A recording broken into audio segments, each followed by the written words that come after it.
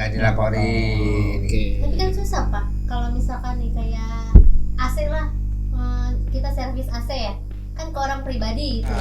Walaupun PPh-nya sudah di-store ke negara. Tapi kan ada di story Pak. Udah. Tapi di SPT-nya tetap lebih bayar. Di SPT A1-nya enggak. Terus terkait dengan PTKP, lihat jumlahnya ya. Maksudnya kalau penghasilan kita di bawah PTKP. Kalau aktivasi NIK itu kita harus kemana atau bisa lewat website atau Bisa lewat website sih. bukan Cortex?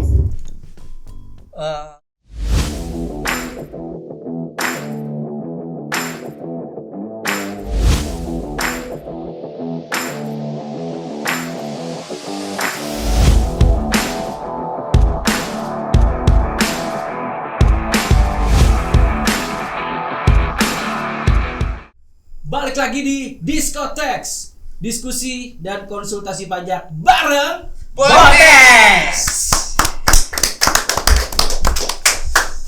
Bro. Yoi. Apa tuh? Baru gini bro. Biasa nih kita Putih. kalau akhir tahun gini ya kan, ini tuang kedamaian dulu. Jadi gini, Ini bini lu lihat. tenang Aman. aja. Aman.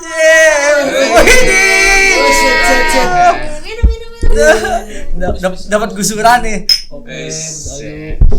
Dapat ini Dapat gusuran, Pak. iya. apa namanya? Ganti untung. Dia Ganti untung. Untung langsung happy dia. Sekarang nongkrongnya di sini ya. Iya. Kemarin pas itu kan katanya kena gusuran. Apa namanya? Level up ya. Level up, naik kelas. Gitu, Miss. Miss Ayu juga sekarang panggilnya bukan Po lagi kan, jadi Miss Ayu sekarang. Miss Ayu juga nongkrongnya di sini sekarang. Sama ada di sini TikToknya. Nih nanti. Oh iya. Promosi. Ini udah akhir tahun nih Miss Ayu. Kan biasanya kan ya serba-serbi PPh 21 lah, Pak. Iya.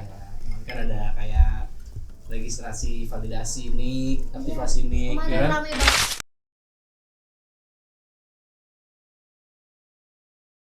Nah, Tanggal 31 katanya. Nah, Orang-orang terakhir. berbondong-bondong ke Tetap. Lu deketan, nanti gak kedengeran. Pegang mic-nya. Awas ngegedein mic-nya. itu. Tanggal 30 itu paling rame sampai tengah malam di beberapa KPP itu. Lembur dong, Pak. Beneran asli. Karena ada berita-berita yang kurang pas, Pak. Kurang pas. Ya bener, ada miss lah. Iya. Makanya di tanggal 31 medsos DJP langsung serempak ngasih pengumuman bahwa informasi itu tidak benar. Informasi apa, Pak?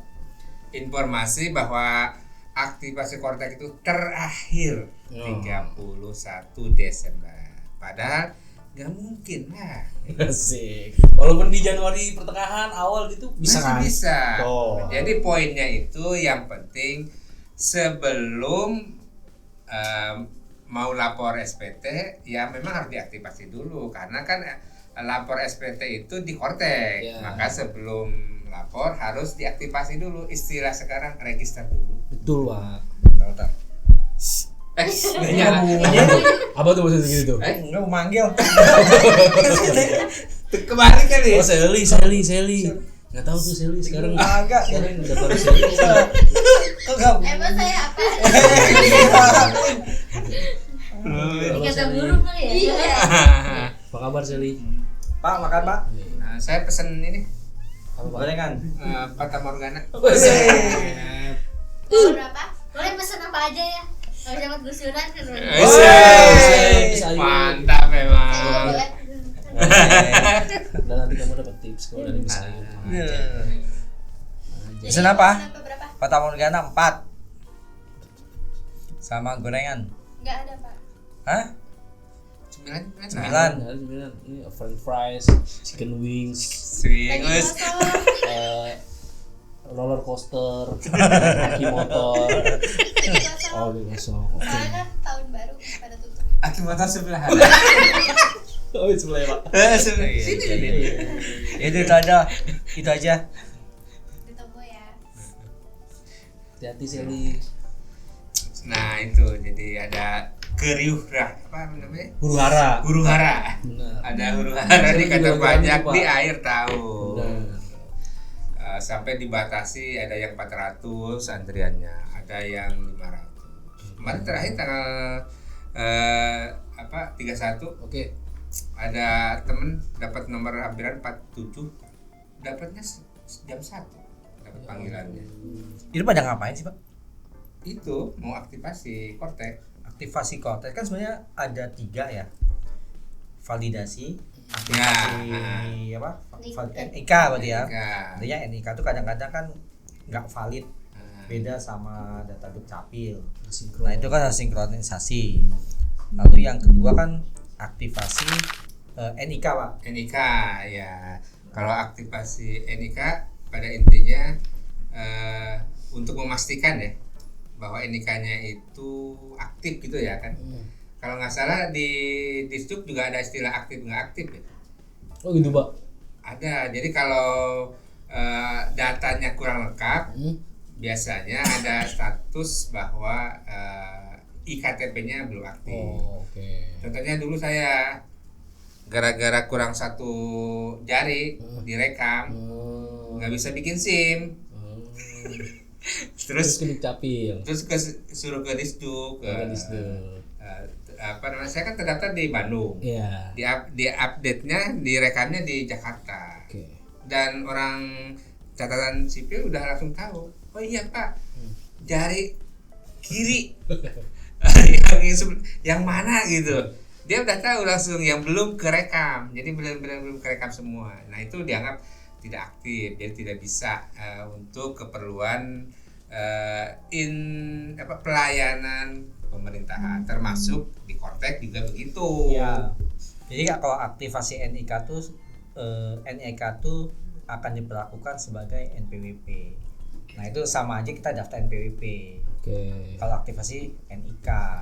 Kalau validasi itu cuma supaya apa NIK-nya itu sinkron Ya sama udah, iya, buat NPWP. validasi Disduk kan, Pak. ya. Ya dukcapil. Kalau aktivasi NIK itu kita harus kemana atau bisa lewat website atau Bisa lewat website sih. Harusnya bukan bisa. Cortex? Enggak, sebetulnya aktivasi kalau NIK. misalkan email sama apa handphone yang enggak valid, Masalah ya? bermasalah ya itu otomatis harus ke KPP. KPP. Tapi kalau nggak bermasalah, apalagi dia pernah apa namanya daftar di JP online Pak ya, terdaftar di JP online harusnya bisa lewat online. Makanya di surat edaran pengumuman di KPP itu Ditjen Pajak tuh, Iya. kalau nggak salah itu ada bisa lewat online. Ya. Berarti kalau udah punya DJP online sebelumnya nggak harus aktivasi NIK? Isi kakak. Nggak harus. Tadi punya tambah 1 ya. Iya. Berarti mungkin yang kemarin tuh yang nomor HP-nya lupa, nggak hilang gitu Pak ya? Atau Ya, namanya- nggak tahu, Ya. pada ke KPP. Gitu Jadi ya? pada intinya Kortek itu membutuhkan nomor HP dan email yang masih aktif. Kalau emailnya sudah tidak dipakai atau nomor HP-nya sudah ganti, kan biasa ya di kita itu Nah, iya, ganti-ganti nomor HP gitu ya. Yang karena mungkin yang dulu udah habis gitu ya. Masa berlakunya. Masa berlakunya ganti lagi Ganti. gitu. Nah, itu nggak bisa di Kortek Oke. karena harus yang aktif yang terdaftar. Nah, yang mendaftarkan nomor HP dan email itu saat ini nggak bisa di Kortek online, nggak bisa online, harus datang ke KPP. Mungkin kedepannya sih harusnya bisa ya secara online. Nggak tahu itu maksudnya kenapa harus ke KPP. Mungkin untuk memastikan aja kali ya, memastikan orangnya benar sesuai dengan KTP. Iya kayaknya gitu sih Pak. Tapi memang kemarin ada berita juga tuh Pak, isu-isu kalau misalkan nggak aktivasi NIK katanya nggak gajian. Wah, Iya, ini yang emang bikin ngaruh, Pak, emang rusuh. ngaruh, Ya, itu sebetulnya gini, mungkin ya maksudnya tuh kalau NIK-nya tidak valid, nah itu mungkin kalau tidak valid dia nggak bisa si HRD itu nggak bisa bikin bukti potong A1. Oh, oke. Itu makanya HRD itu apa ya banyak drama di akhir tahun itu, salah satunya itu Artinya sebenarnya kalau validasi itu bukan berarti dia itu punya NPWP, daftar NPWP, cuman sinkronisasi data NIK sama data Dukcapil gitu loh, supaya di konteks itu terbaca ya Pak ya NIK-nya ya. Ya. Nah, masalahnya kalau misalkan dia nggak valid, nanti di konteksnya itu bukti potongnya itu 9990099 gitu loh. Nah itu otomatis di akhir tahun di Desember itu nggak bisa bikin bukti potong A1 karena konteks itu tarik data NIK gitu. Kalau misalkan dari Januari sampai November NIK sementara 99000 gitu. Nah di A1-nya itu nggak bisa ketarik datanya, makanya butuh NIK yang valid gitu. Itu kenapa kemarin mungkin salah satu faktor juga rame di JP, di KPP gitu, karena orang mau validasi NIK gitu. Biar HRD-nya bisa motong PP 21. Iya gitu. Oke. Nah itu salah satu kekisruhan di akhir tahun lah, Huru hara gitu. Nah ini lalu ada ini Pak, memastikan status PTKP.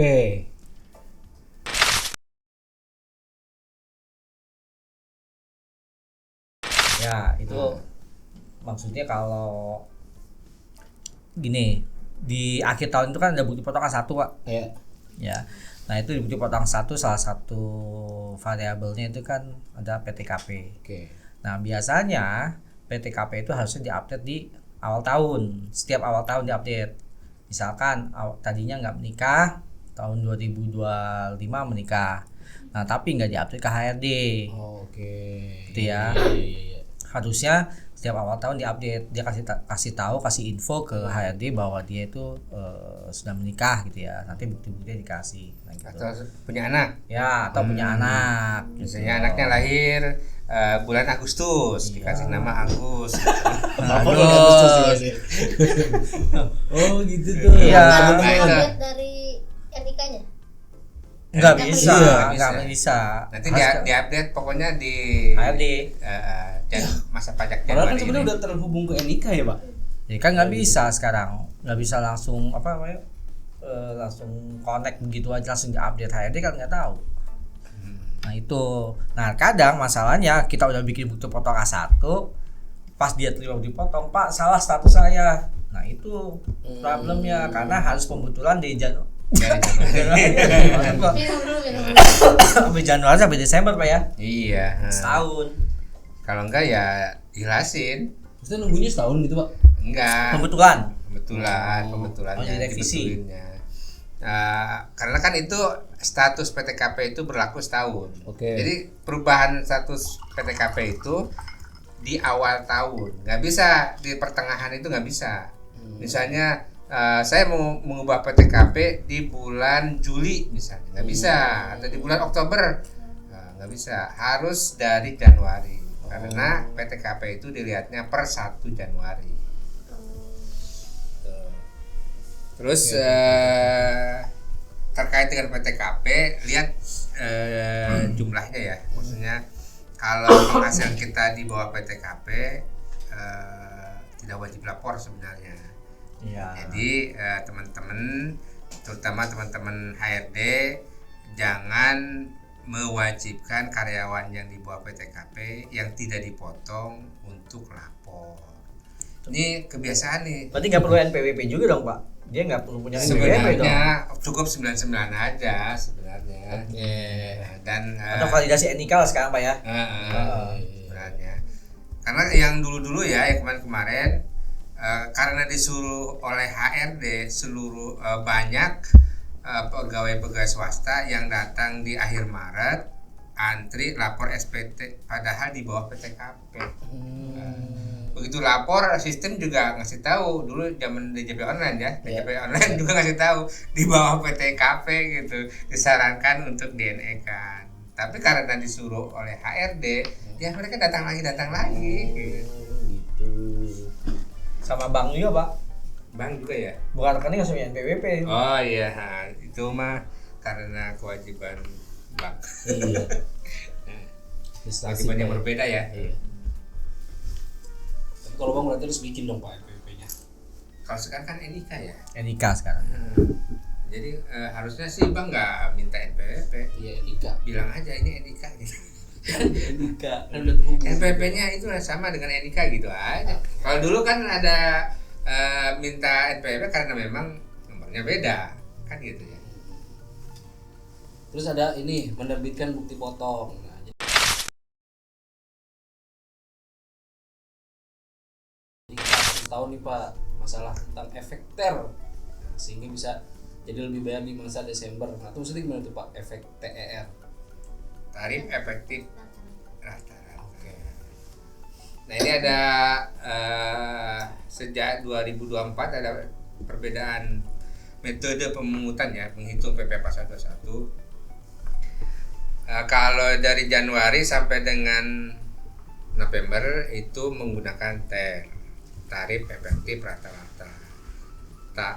Kalau di akhir masa disebutnya atau Desember lah ya, Desember 2025 ini nanti dipotongnya jangan pakai TER, langsung ke BP A1 di Kortek. Pasal 17 Pak.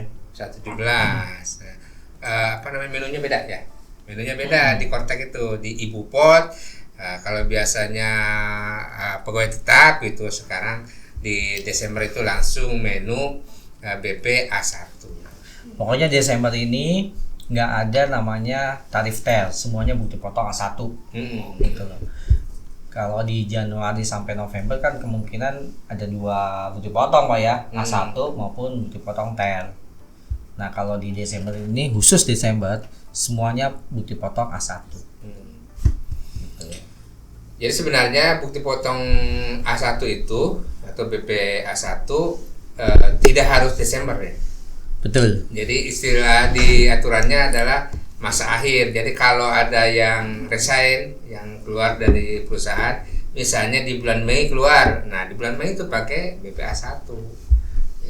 Itu hal yang baru sejak 2024 sebenarnya, seperti itu. Misalnya ada yang keluar atau pindah, kalau sekarang Kortek pakai cabang nggak sama aja ya, maksudnya ya karena kan pemusatan kalau Kortek ya.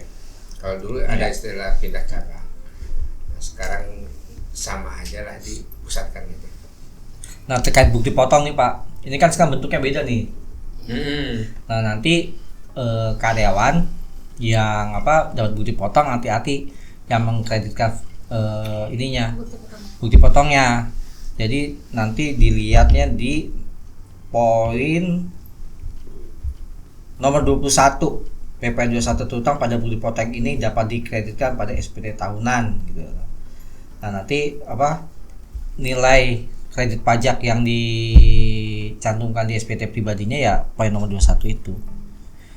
Soalnya bingung yang DTP Pak. Oh iya. Bagi yang DTP ya itu Nanti jadinya lebih bayar. lebih bayar. Bisa. Nah kalau lebih bayar mintanya ke perusahaan ya. Iya betul. Bukan ke negara, bukan. Negara. Udah. Walaupun PPh-nya sudah di store ke negara. Tapi kan ada di story Pak. Udah. Tapi di SPT-nya tetap lebih bayar. Di SPT A1-nya enggak. Oh pribadi nggak ada lebih bayar. Pribadi Nggak ada, makanya hati-hati mencantumkan nilainya itu. Jadi prinsipnya kalau karyawan itu tidak boleh lebih bayar,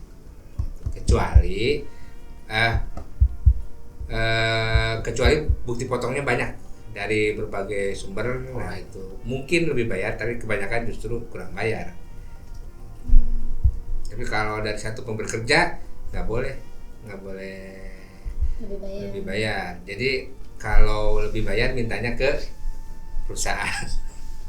Nanti perusahaan minjem dari PP 21 masa berikutnya. Kalau suami istri yang ini Pak, yang gabung NPWP, Lu mau kawin ya? yang gabung NPWP sama-sama kerja kan dapat bukti potong. Itu korteksnya kan cuma 1 ya. Ya. Nah itu PP 21 PP SPT tahunannya atau Ya. karteknya. akun korteknya kan cuma 1 ya. Oh, Suami istri itu, tapi sama-sama kerja. terus dapat bukti potong dari pemberi kerjanya Beda-beda. Ada 2. ada 2 berarti. Itu ngelaporinnya sekali doang apa gimana? Si istri lapor apa si Kalau itu udah pasti itu mah lapor satu si aja? suami aja. Penghasilan si istri dilaporkan sebagai penghasilan final di bagian penghasilan final gitu. Iya. Satu penghasilan istri dari satu pemberi kerja namanya. Nah itu dengan catatan NIK-nya 1 yang terdaftar di Kotex, aktivasi Kotex itu. Kalau bisa dibilang yang terdaftar sebagai NPWP 1 si suami. Kalau dia 2 nanti dianggapnya pisah harta atau MT Pak ya, PHMT. Nah itu sendiri-sendiri. Makanya dilihat dulu posisi suami sama istri itu di atas di bawah. Di atas di bawah lagi. Apa namanya? Bang, lu nyapu kagak nyapu. Di bawah Pak. Yang cuma Ya NPWP itu si istri itu valid nggak? Dia hanya validasi atau NIK-nya sebagai NPWP. Jadi kalau misalkan suami istri punya NPWP sendiri-sendiri, nah itu berarti kan dia MT. Artinya kewajiban perpajakannya masing-masing. Nah otomatis nanti dihitung ada lampiran PHMT. Nah itu yang bikin kurang bayar si suami maupun si istri, ya Pak ya. Ya. Kecuali kalau memang suaminya itu sama istri NPWP-nya 1. Karena memang seharusnya di Indonesia itu menganut satu unit keluarga, satu keluarga itu satu entitas gitu loh. Berarti nggak harus validasi NIK. Validasi NIK perlu, tapi nggak usah aktivasi NIK sama aktivasi Kotex, nggak perlu. Cuma 1 aja gitu ya. Iya, nanti kalau yang udah terlanjur punya NPWP ya di NE-in, ya Pak. Ya. Dan itu banyak yang belum paham. Kenapa jadi kurang bayar? Kan sama-sama sudah dipotong. Sebenarnya bisa tidak kurang bayar, bisa menjadi kurang bayar. Tergantung penghasilannya sebenarnya. Menjadi kurang bayar kalau tarif pajaknya berubah lebih besar. Contohnya suami dan istri dipotong sampai dengan 15%. Misalnya penghasilan istri 200 juta, penghasilan suami 250 juta, 200 juta lah, sama-sama 200 juta. Itu kan sampai dengan 200 juta kan tarif tarif PPh-nya 15%. Kalau digabung jadi 400 itu 25%. Berubah tarifnya, ya kan? Nah, itulah yang bikin kurang bayar. Jadi porsi yang 5 sama 15% udah nggak berlaku untuk si istri Pak ya. Gitu. Tapi ngubahnya itu di Cortex atau ngomong HRD juga Pak? Kalau mau yang kayak gabung gitu? Di Cortex. Di Cortex. Jadi si istri itu harus dinonaktifkan. Oke. Status nonaktif masih tetap bisa menjadi digunakan di PP 21 masih tetap. Gitu. Bukan berarti menjadi diblokir gitu ya. Enggak. Gitu. Yang sekarang NIK sih Pak ya. NIK nggak mungkin nggak aktif, pasti aktif kan? Kan sekarang anak lahirnya udah dapat NIK. Iya benar. Jadi status tidak aktif itu sekarang kan istilahnya aktif non aktif. Kalau dulu kan non efektif ya, aktif dan non efektif NE gitu kan dulu istilahnya. Sekarang aktif dan non aktif. Nah kalau non aktif hanya menggugurkan kewajiban lapor SPT, tetapi NIK tersebut masih bisa dipakai untuk pemotongan-pemotongan yang lain. Tapi nanti gabung ke suami masuknya gitu. Tetap pakai NIK istri gitu kalau Tetap kerja. pakai NIK Ya, istri. jadi potongnya. Nah, tapi nanti penghasilannya masuk ke suami. Nggak bayar lagi, kan tadi masuknya ke penghasilan yang final dari satu pemberi kerja Pak ya. Ya. Tuh. Jadi yang lapor cuman suami. Begitupun anak sebetulnya. Ya Pak ya. Ya. Anak juga kalau udah punya penghasilan ya digabungnya di suami. Di orang tua bapaknya. Tapi better digabung apa pisah Pak? Tergantung kondisi. Oh gitu. Nggak bisa mana yang Tapi lebih ada baik. keuntungannya sih kalau digabung. Kalau beberapa orang milih dipisah karena dia ada pisah harta. Oke. Intinya sih kalau tidak ada pisah harta lebih baik Gabung. kecuali memang ada pisah harta. Kalau itu mah ya karena memang kehendak masing-masing. Berarti balik lagi ya. Nah, balik lagi ke kondisi masing-masing. Kalau Mas Iqbal digabung sama istri atau dipisah? Dipisah. Oh, Dipisah. yang mana? Ya. Lalu ada ini Pak, selanjutnya nih ya. Ada rekonsiliasi objek PPh 21 di laporan keuangan dengan SPT PPh 21. Nah,